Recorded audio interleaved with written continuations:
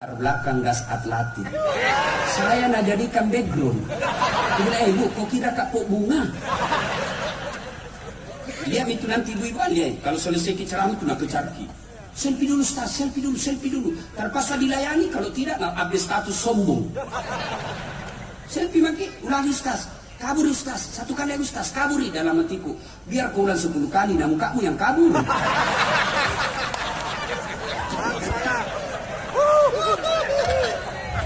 Ini ibu-ibu dasar kecala-cala. Tadi saya lewat di sana, ada yang bilang, ternyata kecil di paling orangnya. Baru kan lihat langsung, dicuma paling tahun tadi. Baik, jelewel ada lagi, itu di bajunya waktu di YouTube. Astagfirullah. Ya simpan HP dulu simpan dulu ya. Bisa? Oke. Minta tolong jangan ada siaran langsung. Bisa? Bisa. Wa qala idzan bismillahirrahmanirrahim. Innallaha wa malaikatahu yusalluna 'alan nabi. Ya ayyuhalladzina amanu sallu 'alaihi wa sallimu taslima. Sesungguhnya Allah dan para malaikatnya bersalawat kepada Rasulullah Muhammad sallallahu alaihi wasallam, maka wahai orang-orang yang beriman, bersalawatlah kalian kepada Rasulullah dengan sebaik-baik salawat. Suatu kali Nabi lagi duduk-duduk dengan malaikat Jibril. Tiba-tiba Nabi melihat ada malaikat 1 juta jari-jarinya. Adik-adik berapa jari-jari tadi? 5. Berapa? 10. Cacat itu. Adakah kita tuh? 20 bos. Ini malaikat 1 juta jari-jarinya Pak. Nabi kagum dan bertanya kepada Jibril, ya Jibril, siapa itu? Banyak betul jari-jarinya. Nih gaya roh, malaikat aga ya roh. Jibril menjawab, ya Muhammad, itu malaikat yang Allah tugaskan mencatat air ketika hujan di dunia. Nabi datangi malaikat itu. Wahai malaikat, apa kau mampu mencatat air ketika hujan? Ya, ku catat yang jatuh di gunung, ku catat yang jatuh di darat, ku catat yang jatuh di laut. Semua aku catat ya Muhammad. Tak setetes pun yang tidak aku catat. Kira-kira ada orang rapang mampu catat air hujan? Biar banyak uangnya harus dimasak, tidak bisa nak catat. Tapi ini malaikat, dia bisa catat ini air yang hujan. Lalu malaikat ini berkata, aku catat semua. Ya Muhammad, ada satu yang tidak bisa aku catat. Magai lebih banyak jumlahnya daripada air hujan ketika hujan. Apa gerangan pul di lapangan RMS lain? Ayo lain. Tapi kita juga pakai kisah bahasa Inggris, orang Bugis itu bilang. Nah, apa? RMS. Itu nih. Nah, ketika umatmu berkumpul di lapangan tersebut, lalu mereka bersalawat bareng-bareng, saya tidak bisa mencatat betapa banyak Allah turunkan kemuliaan di tempat itu. Jadi kalau kita tidak bisa memperbanyak amal dengan tahajud, tidak bisa memperbanyak amal dengan mengumrahkan orang, tidak bisa memperbanyak amal dengan Senin Kamis, maka ketika kumpul seperti ini perbanyak salawat, karena di situ Allah turunkan kemuliaan yang lebih banyak daripada air hujan. Yang mengumpulkan kita sini, mari kita bersalawat. Mudah-mudahan khasiat salawat itu Allah berkahi hidup beliau. Kita mulai dari ibu-ibu. Saya mau dengar mana lebih kencang suaranya, orang rapeng cewek, perempuan daripada bapak-bapak. Bisa? Bisa? Yang merasa jenis kelamin laki-laki diam. Kita dengar suara dari belakang. Ayo ibu, bu. Oke, ikut sama saya bu, salawat bareng-bareng, yuk. Salatullah salam ala toha Tullah ala yasin habib. Nah itu bukan keras, itu namanya sahdu. Suara begini yang kasih nafsu laki-laki. Makanya ibu-ibu janda, yang janda, dengar. Kalau nak telepon ki suaminya orang ibu, jangan ki kasih mendayu-dayu suara rata. Tergoda suaminya orang kodong. Assalamualaikum ibu. Waalaikumsalam. Alhamdulillah. Di mana ki ibu? Di rumah aja pak. Lagi ngapain? Baring-baring. Nak kena ko joli. Coba salam. Lagi di mana Ki Bu? Di rumah. Lagi ngapain? Apa ketanya-tanya? Nggak nak telepon aku besok. Woi, kalau Satpol PP ini Bu. Ini, Waalaikumsalam. Caleda. Ibu-ibu diam, kita dengar ini bapak-bapak. Ayo Pak, ayo. Adik-adik remaja nih, ayo selawat bareng-bareng, yuk. Salatullah salamullah ala toha rasulillah. Salatullah salamullah ala yasin. Alhamdulillah, terima kasih Bapak Ibu, saudara-saudara sekalian yang insya Allah dimuliakan dan dirahmati oleh Allah Subhanahu wa Ta'ala. Teristimewa yang kita hormati, selamat datang Bapak Bupati Toraja, Tanah Toraja. Sini Ki Pak, sini. Inilah indahnya persaudaraan ya.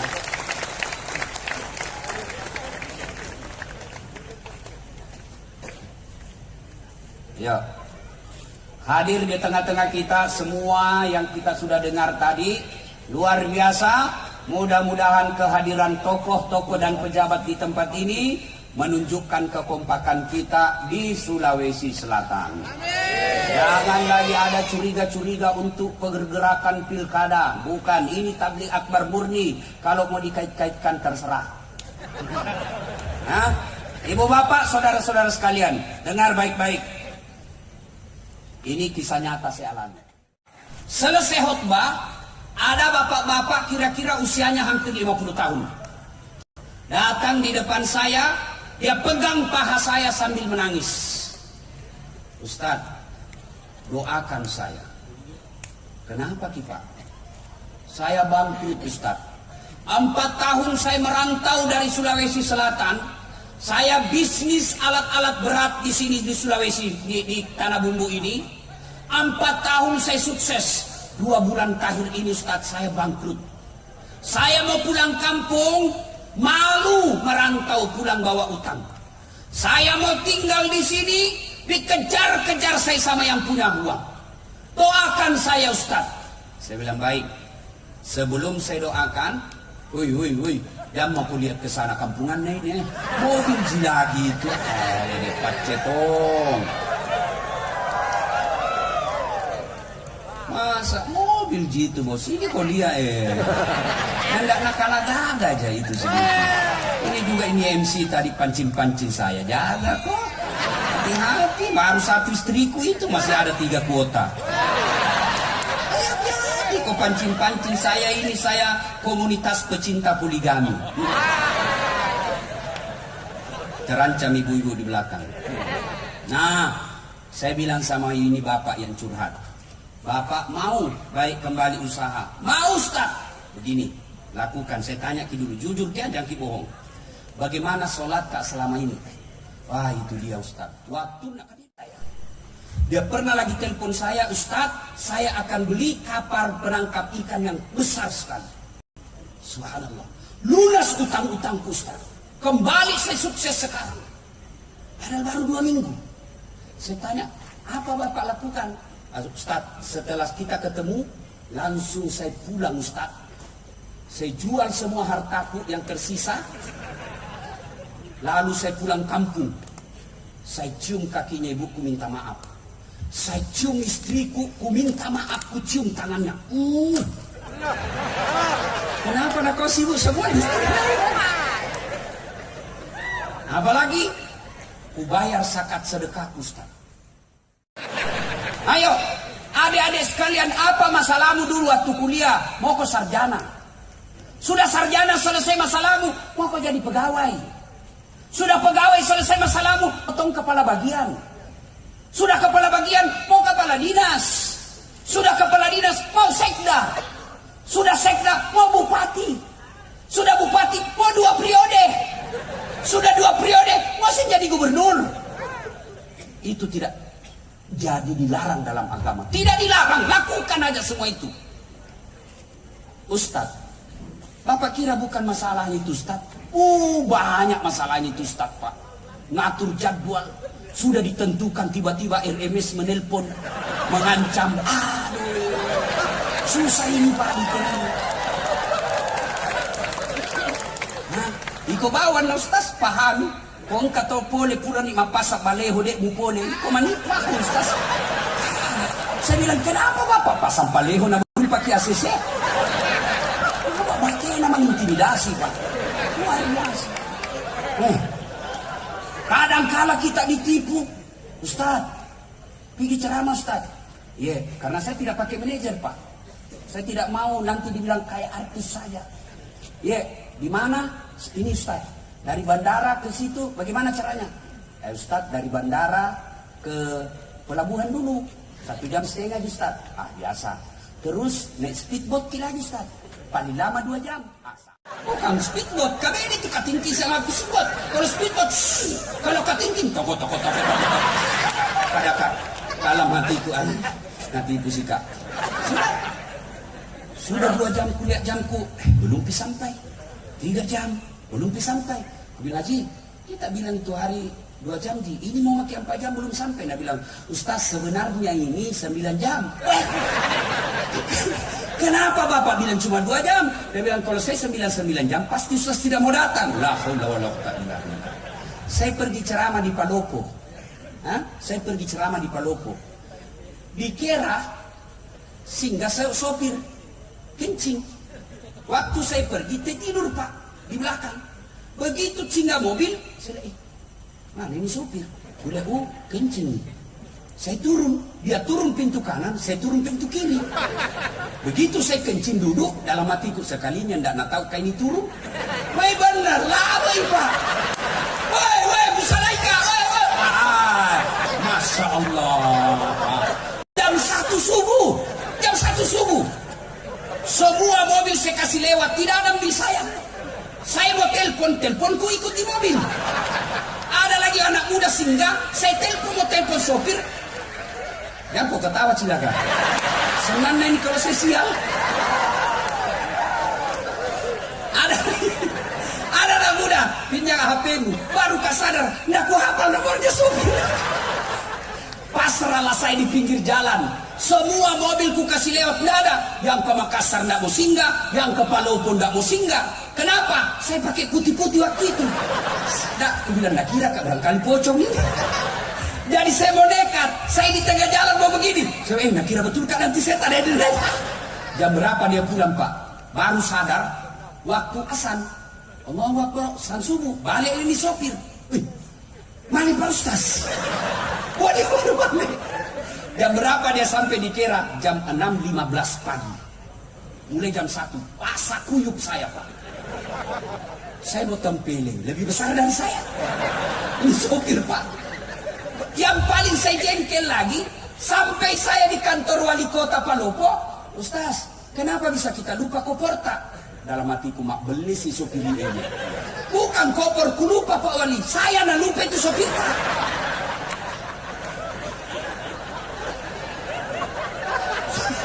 Sudahlah saya ceramah. Selesai ceramah, mau pulang. Itu lagi sopir datang. Aku bilang, Pak Wali, saya maafkan ini sopir, tapi jengkel kalian mukanya.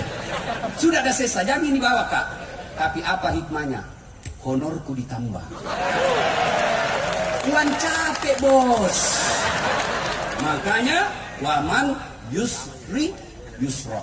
Bersama dengan kesusahan, pasti ada kemudahan di dalamnya. Tidak ada orang tidak ada masalahnya. Semua orang punya masalah. Bohong kalau ada orang tidak ada masalahnya.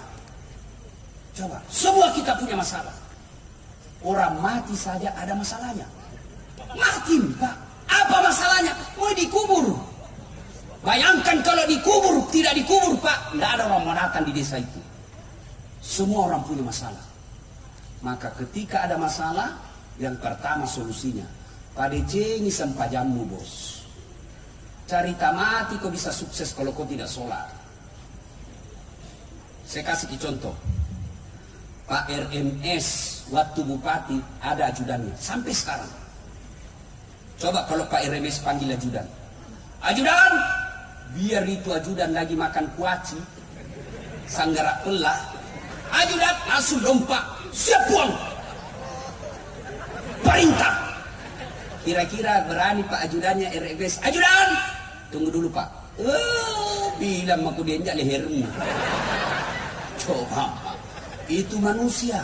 Begitu takutnya kita sama manusia. Tapi begitu Allah panggil kita. Hayya 'alas shalah. Wih, sini kok sembahyang. Tapi apa kita jawab? Tunggu. Tidak cukup situ, Allah panggil kita lagi. Hayya 'alal falah. Dasar, sini kok, saya kasih kok kemenangan. Bapak tahu artinya hayya 'alal falah? Sini saya kasih kok kemenangan. Jadi bapak-bapak yang mau menang pilkada, jawab itu azan. Jangan pergi kasih uang orang 300.000. Nggak laku itu Pak. Masyarakat sekarang pintar nih Pak. Nah bilang ambil uangnya, tolak maksudnya. Kau itu semua cilaka. Kau larang orang korupsi tapi kau siap menerima serangan fajar. Mana itu Pak Guru salah. Ayo, Bapak kalau mau menang, panggilan azan, datang kalau Bapak seorang muslim. Coba lihat itu kalau anggota DPR rajin ke masjid. Biar enggak kampanye, menang Pak. Orang tahu orang baik.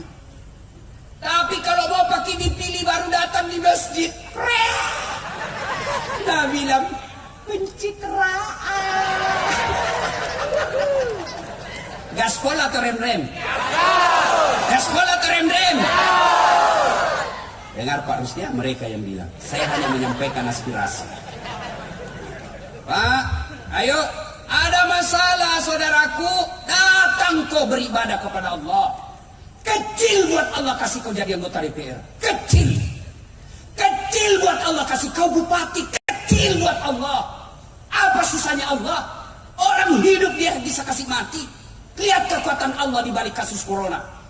RREC ngomong tidak bisa. Negara paling kuat. Serang apapun negara kami paling siap sekarang. Baru corona dikasih. Dah. Diharap mana negara bos? Kecil buat Allah. Maka kalau kau mau jadi anggota DPR, jangan kau cari muka sama manusia. Jangan cari muka sama wali kota, capek. Cepat. Dongo. Ya, ada PNS di sini. Jangan mau kau cari muka sama bupatimu bos. Hah? Percaya, perbaiki sholatmu bos. Saya sudah sholat Ustaz. Betul Bapak sholat, tapi tidak ikhlas.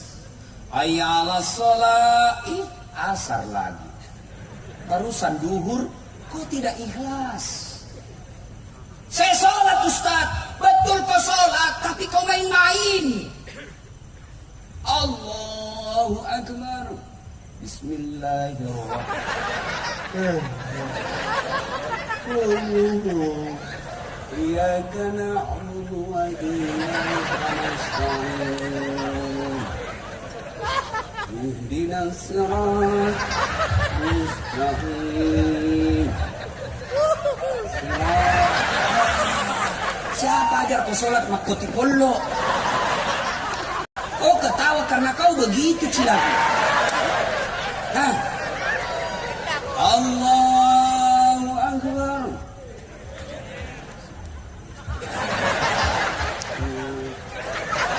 Saya sholat mak keju-keju. Saya sholat Ustaz. Kenapa hidupku susah? Betul ibu sholat, tapi celanamu itu juga kau pakai kencing. Itu juga kau pakai masuk toilet. Itu juga kau pakai futsal. Itu juga kau pakai pergi ke pasar. Itu juga kau pakai ke kantor. Itu juga kau pakai main olahraga. Lalu kau pakai lagi pada situasimu. Boleh kau ganti. Bagaimana Allah mau senang sama kamu? Oh saja menghadap sama bupati kita pakai parfum kalau perlu yang palsu. Dipinjam ikat pinggangnya orang supaya kita berwibawa. Mau kau ketemu Allah pakaian seadanya. Boleh tapi menunjukkan kalian tidak serius ketemu dengan Tuhan. Ada ibu-ibu tanya, Ustaz, boleh orang nggak pakai BH orang sholat? Boleh sah, tapi masa tega ketemu Allah nggak pakai BH? Hah? Apa ketemu saja bupati tidak pakai BH, apa enak? Nah rempok kok benena, kurang ajar ini. Sholat tidak pakai celana dalam. Bapak-bapak, Ustaz, boleh orang sholat tidak pakai celana? Bagaimana itu perasaan tak kalau bukan? Ibu, ini urusan laki-laki.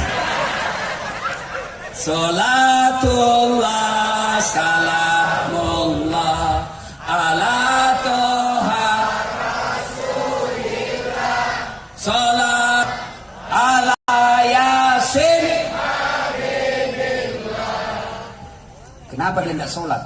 Kaya Ustaz. Ada kala kaya Nabi Sulaiman. Itu Nabi Sulaiman Pak, 1 hektar pekarangan rumahnya. Apa kerikilnya? Emas. Paling orang kalau rapeng dulu Pak, kalau dia kaya giginya dia kasih emas. Tidak ada orang kasih emas kerikil rumahnya. Sulaiman alaihissalam kerikil rumahnya emas. Kenapa dia tidak sholat? Selebriti Ustaz, cakep, cantik, terkenal. Ada kala gagah Nabi Yusuf. Allah ciptakan kegagahan di dunia 1100. Khusus Nabi Yusuf 64% Allah kasih. 64%. 34% berapa? 36% Allah kasih siapa? Hah? Siapa? Nabi Muhammad, Nabi Adam, Nabi Claudia Sintabella, Nisa Sabian, Rusdi Masjid, Das Atlati. Berapa mami didapat bos? Bagaimana bisa dibayangkan bagaimana gagahnya Nabi Yusuf? Sehingga ketika Yusuf alaihissalam, ibu-ibu dikasih pisau, suruh iris-iris bawang. Ibu-ibu, iris ke bawang. Yusuf alaihissalam masuk. Masuk Nabi Yusuf, lewat di depan ibu-ibu yang iris bawang. Dia tidak sadar, dia iris tangannya karena dia gagahnya Nabi Yusuf. Tangannya dia iris. Kita lewat, jangankan tangan, bau sakulu. Yusuf cakap tetap beribadah kepada Allah. Kenapa sih dia tidak sholat? Bupati Ustaz, tinggi pangkatnya, wali kota, anggota DPRI. Ada yang kalah pangkatnya Rasulullah Muhammad SAW. Beliau adalah penghulu para nabi. Beliau adalah panglima perang saat itu.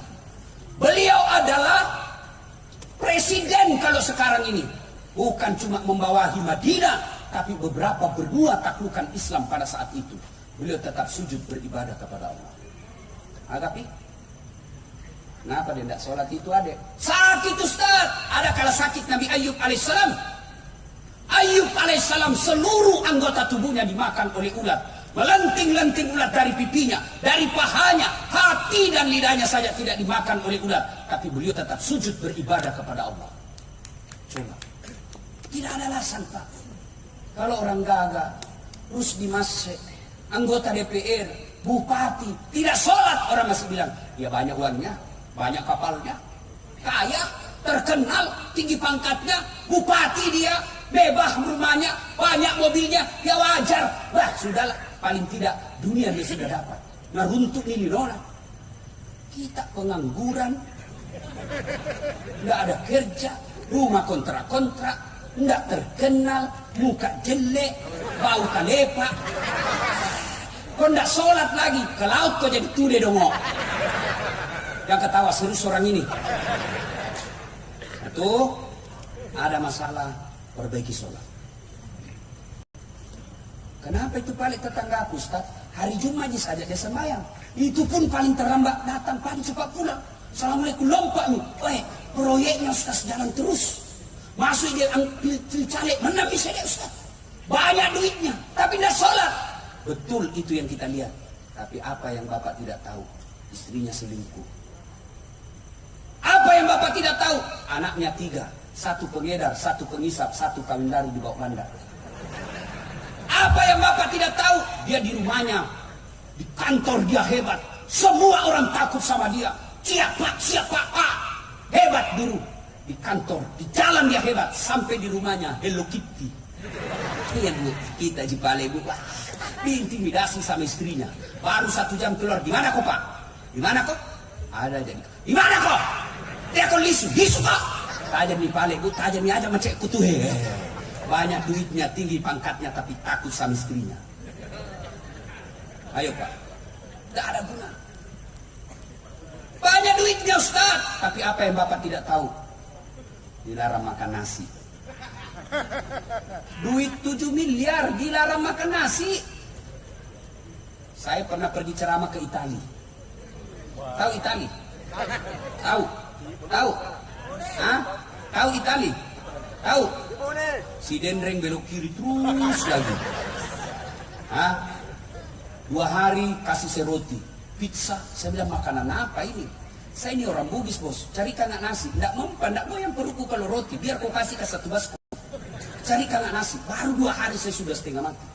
Ini dilarang makan nasi, dilarang makan daging, dilarang makan gula, dilarang makan garam, dilarang makan ayam, dilarang makan ikan. Apa aja di sana makan? Ubi rebus.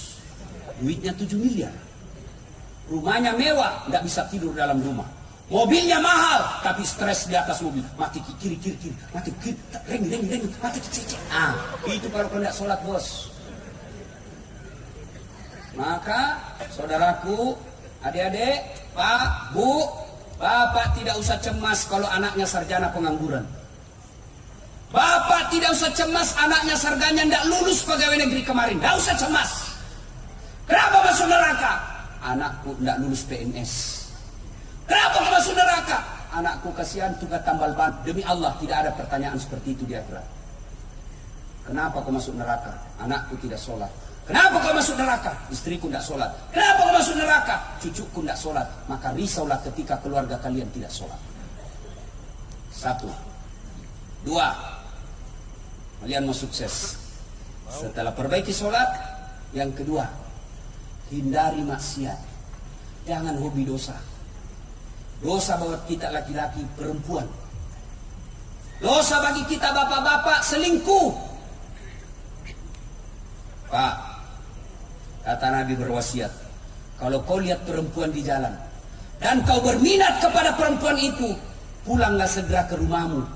Karena demi Allah, apa yang dimiliki wanita di jalan itu sama persis yang ada di rumahmu.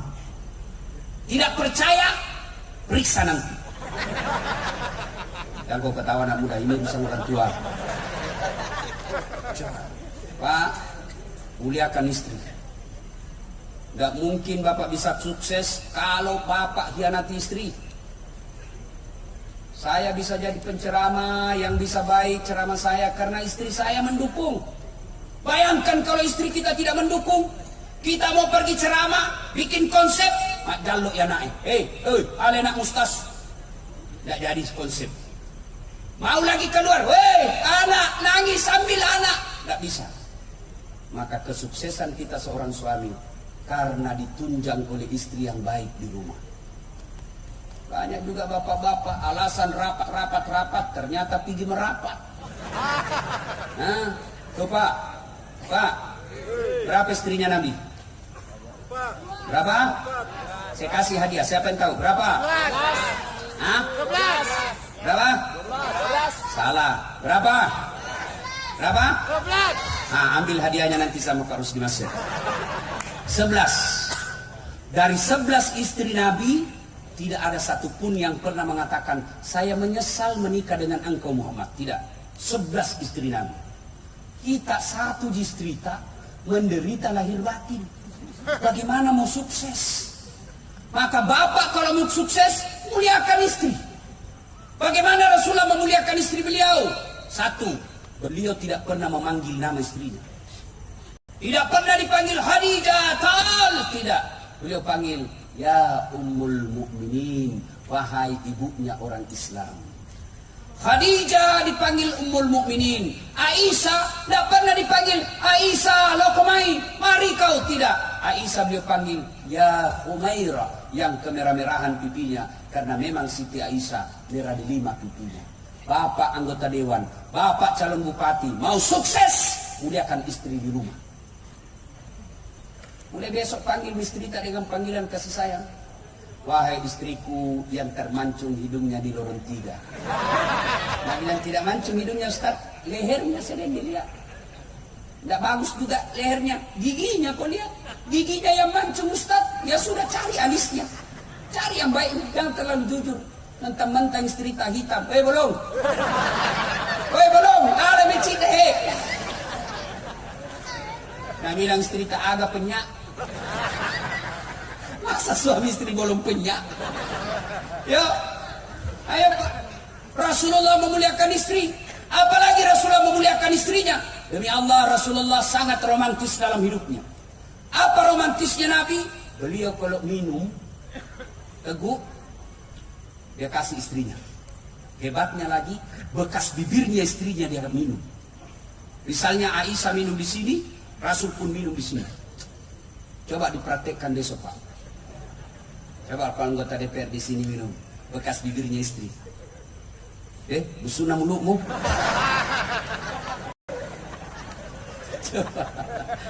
Rasulullah Sallallahu Alaihi Wasallam kebiasaan beliau setiap mau keluar rumah dia cium istrinya sebagai sedekah.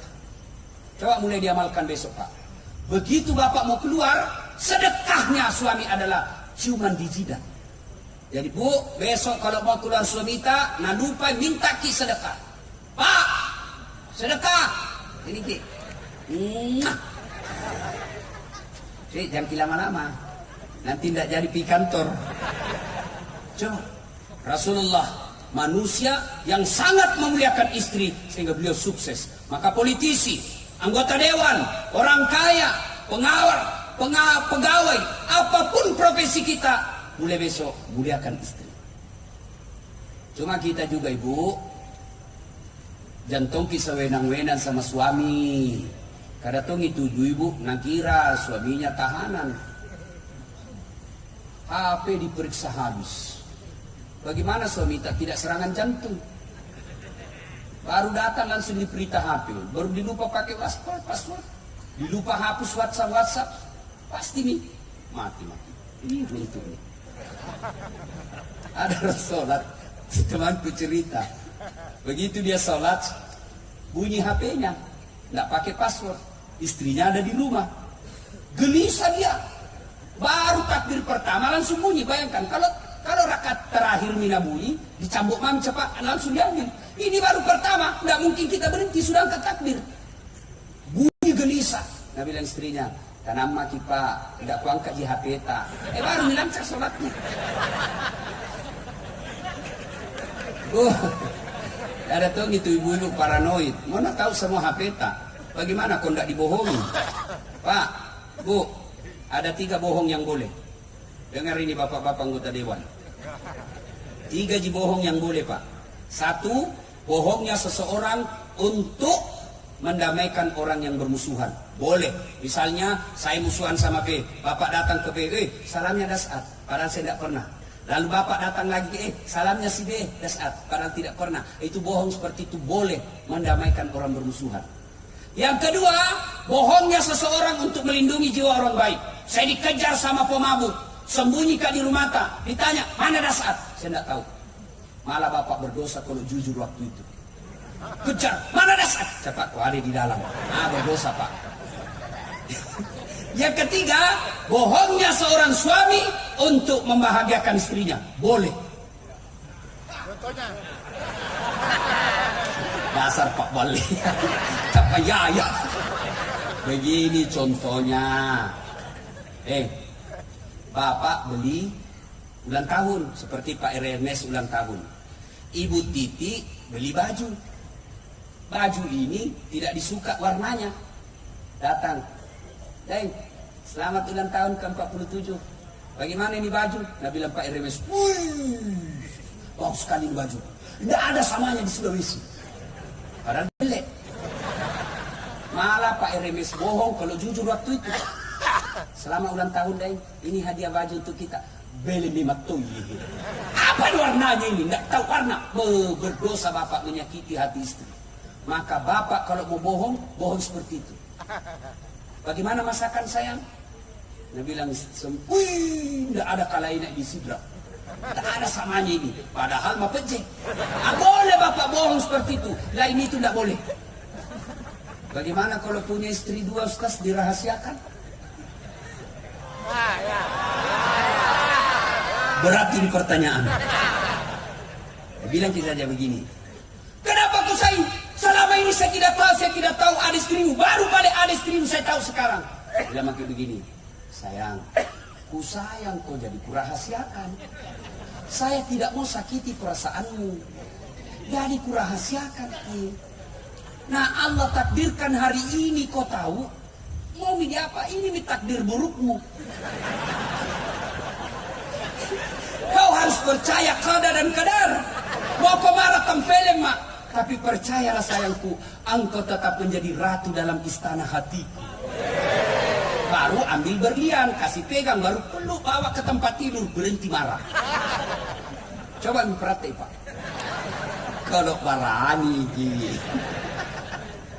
Ya bapak, saudara-saudara sekalian, ibu mau sukses juga suami, dukung suami. Bagaimana caranya? Nah ibu-ibu jangan makin berkeliaran di jalan. Pergi suami tak sosialisasi, kita bantu dengan apa? Pagi-pagi sholat duha, jam 8 sholat duha. Selesai sholat duha, WhatsApp suami tak, Pak, jangan menghalalkan segala cara dalam pilkada ini. Allah sudah takdirkan siapa yang akan menang. Yang Allah nilai hanya kegiatan dan usaha tak. Tidak ada yang sia-sia di sisi Allah. Kalau kita datang bersilaturahmi, sosialisasi itu pahala silaturahmi namanya. Dan makin cemas, sudah Allah tentukan. Saya doakan kita yang terbaik buat kita Pak. Salam sayang selalu dari istri tak di rumah. Senangnya perasaan. Saya kalau naik SMS kak begitu mamanya cek. Langsung kak kasih lihat sama temanku di warung kopi. Beneku bos. Enak perasaan. Pernah kita SMS begitu istri tak Pak? Pernah? Paling SMS yang kau lupa singgah beli telur. Yang ketiga, kalau mau sukses, kata Nabi yang saya kasih ini rahasianya. Yang ketiga apa? Yuk, keluarkan zakat dan sedekah. Bapak tahu kenapa Bapak Haji Rusdi Masih bisa kokoh dan besar seperti sekarang? Karena beliau dermawan. Banyak uangnya memang Ustaz. Biar banyak uang bos, kalau seke tidak ada gunanya. Apalagi ini calon-calon bupati, dia lalu kiseke. Dek gak topo itu seke itu percaya ki Pak. Tidak ada orang suka orang pelit. Saya tanya ki, senang anggota DPR yang pelit atau dermawan? Dermawan. Senang calon bupati yang pelit atau dermawan? Dermawan. Senang tetangga yang pelit atau dermawan? Senang suami yang pelit atau dermawan? Semua senang dermawan. Tidak ada orang suka orang pelit. Bahkan orang pelit sekalipun demi Allah tidak suka sama orang pelit. Saya bilang jago di rumah sekeki, padahal dia juga seke. Nah, tapi dengar baik-baik Pak.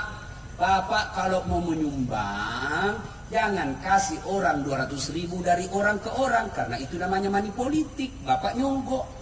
Di samping Bapak melanggar undang-undang pilkada, juga nak tunggu kok malaikat nanti kalau mati kok.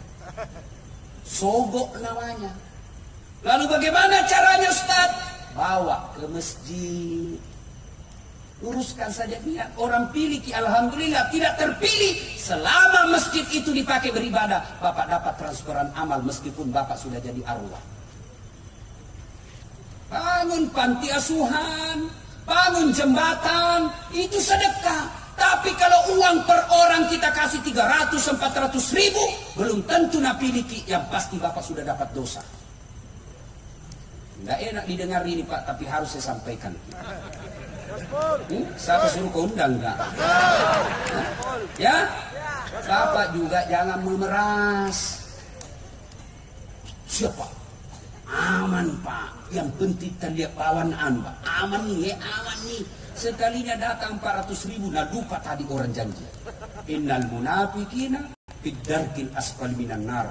Sesungguhnya orang munafik itu keraknya neraka na tempati. Siapa? Mereka tim sukses yang menyalahgunakan dana. Kayak ini tim sukses juga maka sola-solang. Disuruh bikin baleho 5, 2 jina bikin. Hilang 3. Begitu ditanya mana, nah kena angin padahal tame kantong. Ya, bersedekahlah Pak. Demi Allah tidak ada orang bangkrut gara-gara sedekah. Tolong carikan orang saya di Sidrap bangkrut gara-gara bangun sedekah. Demi Allah tidak ada. Saya kasih pengalaman. Saya tidak mau cerita orang lain. Saya mau. Hari Ibu kemarin, saya resmikan masjid. Saya hadiah ulang tahun Hari Ibu. Hari Ibu, ibu saya kasih masjid. Itu kurang lebih hampir lebih dah 2 miliar duit saya habis. Asli hasil dakwah. Ada rumah jamaah ki.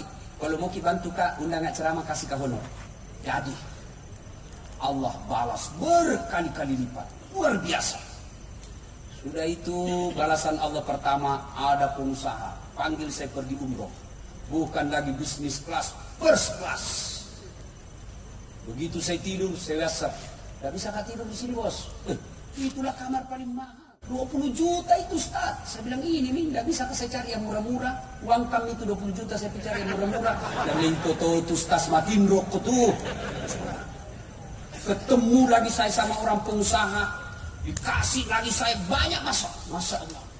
Setelah saya bangun itu masjid, luar biasa itu namanya, seolah-olah itu keran rezeki. Bukan dalam bentuk duit, tapi luar biasa. Banyak sekali bantuan Allah orang kasih. Maka bersedekah Pak. Malam ini saja saya dapat rezeki. Satu dari Pak Sahrudin, bebek 1000. Dari Pak Dirjen tadi, traktor. Satu lagi tadi dari apa namanya itu? Pak Sangking yang mesin. 3. Baru kak duduk-duduk ini. Terus di masa yang ulang tahun saya dapat rezekinya bos. Maka Pak, kalau Bapak mau kaya, jangan suka minta-minta. Enggak senang Allah menjadi umat peminta-minta. Jangan Pak. Kenapa Bapak miskin? Karena Bapak mental miskin. Apa mental miskin? Suka minta-minta. Bersedekahlah. Jangan lewati maghrib sebelum Bapak bersedekah. Allah tidak lihat 100.000. Allah tidak lihat 1 juta. Tentu sedekahnya RMS. Beda dengan sedekahnya kita yang pengangguran. Tapi yang penting sedekah.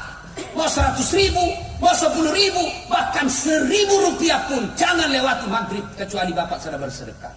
Maka bapak-bapak calon anggota DPR yang gagal, periksa. Barangkali Bapak selama ini malas bersedekah.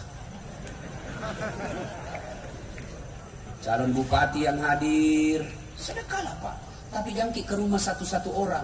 Bangunkan masjid. Kalau Bapak non-muslim, bikinkan rumah ibadah umat Bapak. Insya Allah, Allah kasih.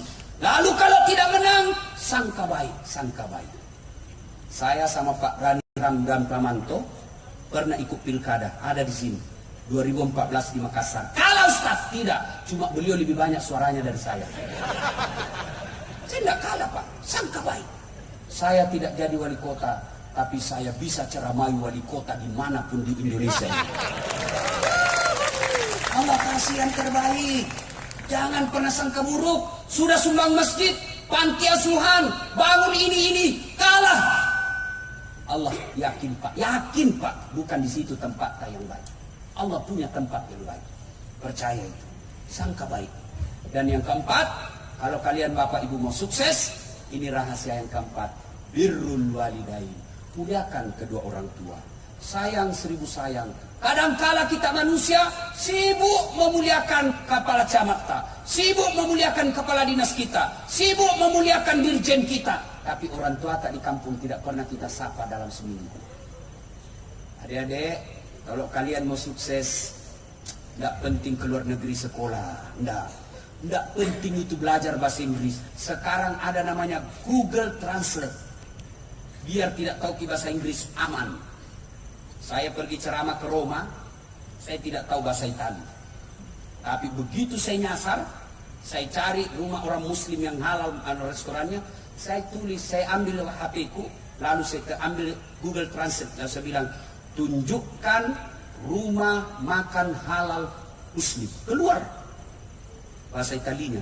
Baru saya cari orang Italia. Mister, come here. Apa?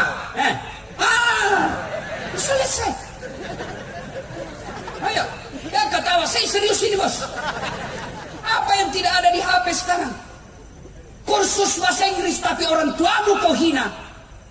Hina kau di hadapan Allah. Anggota DPR 4 periode, bupati 2 periode, tapi kau tidak tahu muliakan orang tuamu, kalian hina di hadapan Allah kelak. Tidak ada gunamu di hadapan Allah. Mau sukses Pak, Nih, kalau masih hidup orang tua tak, itu yang lebih utama. Gimana prakteknya Ustaz? Jangan pernah ngambil keputusan sebelum curhat dan minta pendapat orang tua. Orang tua aku tamatan SD Ustaz. Saya ini mau dokter Ustaz. Ngapain saya curhat sama orang tua saya? Untuk apa saya minta pendapatnya? Kita bukan minta akal pikirannya, tapi yang kita ridha Allah yang kita harap. Memang Bapak insinyur, memang Bapak dokter, memang Bapak master manajemen. Orang tua kita tamatan SD, ilmunya tidak ada bandingnya kepada ilmu kita. Tapi apa yang kita cari? Barakakna pungallahu ta'ala. Oh pungallah ta'ala barakaki jama-jama tak. Kecil terpilih 2 kali. Muliakan orang tua. Imma yablughanna indakal kibra ahaduhuma aw kilahuma fala taqul lahumā uff wala tanharhumā wa qul lahumā qawlan karīmā. Kata Allah. Jadi bagaimana prakteknya Ustaz? Saya ingat waktu saya masuk pilkada, kan begitu PKS lamar saya bilang tunggu dulu Pak, saya belum iakan, saya pergi dulu ke ibuku di kampung. Datanglah saya jam 1 dini hari, karena besok pendaftaran terakhir. Saya datang, saya jelaskan, Mak, dan lekat toy mencaji pejabat, karena tidak aku bilang wali kota, tidak mengerti. Pejabat, apa kata ibu saya? Ada nak, nanti ke kutu polisi. Karena yang ada di benak mama saya, pejabat ini banyak ditangkap. Saya yakinkanlah begini, sudah, apa dia bilang saya?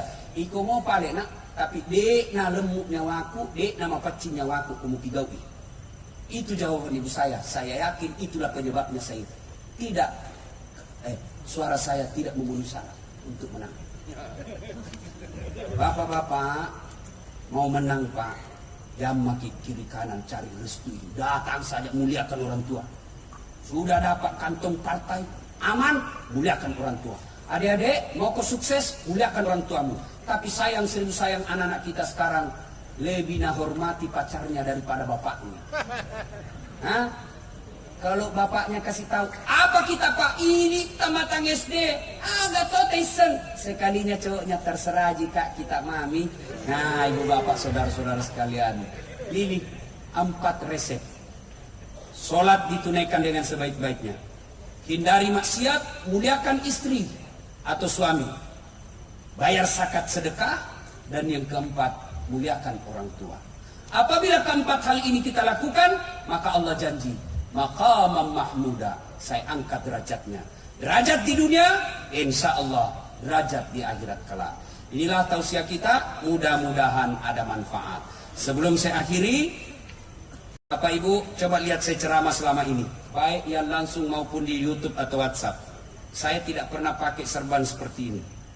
Tidak pernah, baru malam ini. Kenapa? Karena serban ini saya akan hadiahkan kepada orang yang ulang tahun hari ini. Mohon berkenan Pak RMS untuk ada di samping saya akan memberikan Bapak hadiah. Bedanya hadiah dengan sedekah. Kalau sedekah dari orang kaya, kalau Pak RMS kasih saya, namanya sedekah. Kalau saya kasih Pak RMS, namanya hadiah. Ini ada makna filosofinya Pak serban. Orang Arab, ini serban kan orang Arab punya tradisi. Rasulullah memakainya. Apa hikmahnya? Apa dibalik serban ini bagi Rasulullah waktu itu? Pertama, di Arab itu kadangkala panas sekali, kadangkala dingin sekali. Saya berharap Pak RMS menjadi pelindungnya masyarakat Sulawesi Selatan. Ini serban. Yang kedua, serban ini dipakai, tidak ada orang pakai serban Pak mau pergi membiliar. Mau kita mana Pak RMS? Karaoke. Salah tempat. Saya berharap Bapak mulai dengan serban ini, Bapak selalu mengajak orang kepada kebaikan-kebaikan. Serban adalah simbol ketika kita mau memperbaiki diri, ketika kita ingin beribadah kepada Allah. Inilah serban. Yang ketiga, serban ini menutupi aurat kita ketika dalam keadaan tertentu. Maka angkat harkat dan martabatnya orang Sulawesi di parlemennya Bapak. Ini serban. Mudah-mudahan serban ini simbol dengan apa yang saya sampaikan tadi. Tapi kalau bisa Pak, barusan ada yang perintah Pak Ernest. Bukan perintah bilang sombere, orang bule bilang familiar, kita orang Bugis bilang apas kasijian. Baik beliau ya. Mudah-mudahan serban ini Pak, tidak berapa harganya tapi ada simbol di dalamnya. Tapi selamat ulang tahun, panjang umur, sehat walafiat, makin sayang sama Ibu Titi. Alhamdulillah. Terima kasih, mudah-mudahan ada manfaat. Kalau ada yang masih mau menonton ceramah saya, silakan nonton Tabligh Akbar Damai Indonesia TV One. Alhamdulillah Ramadan ini nanti ada 5 TV yang akan mengontrak saya. Jadi di Ramadan ini muka kami berkeliaran di televisi. Nah, yang kedua, caranya gampang. Gimana caranya Ustaz? Ambil HP, buka YouTube, tulis nama saya Dasat Latif, keluarlah ceramah saya yang ribuan. Jangan lupa kasih tanda begini, like and share. Jangan kasih begini ya. Kalau kau kasih begini, nah cari kau malaikat nanti kalau mati. Kenapa ada cara kasih begini? Kalau anda suka jangan kau nonton. Nggak enak aku kasih begini cara mata. Memangnya lagu dangdut. Panjang cepat habis kota, maka saya sediakan namanya Chelsea, ceramah singkat 1 menit. Apa namanya Ustaz? Follow saya di Instagram. Dasat Latif 1212. Dasat Latif 1212. Sudah ku follow Ustaz, sudah ku tidak mau tak putar ceramahmu. Apa masalahnya Ustaz? Aku yakin tidak ada kuotamu. Terima kasih, mudah-mudahan ada manfaat. Lebih dan kurangnya mohon dimaafkan. Non wal kalami misrun. Billahi fi sabilil haq. Assalamualaikum warahmatullahi wabarakatuh. Baik, kita berikan aplaus yang meriah untuk guru kita Dr. Haji Dasat Latif, SOS, SAG, MSc, PhD, yang telah memberikan tausiah kepada kita semua. Paling tidak ada 4 res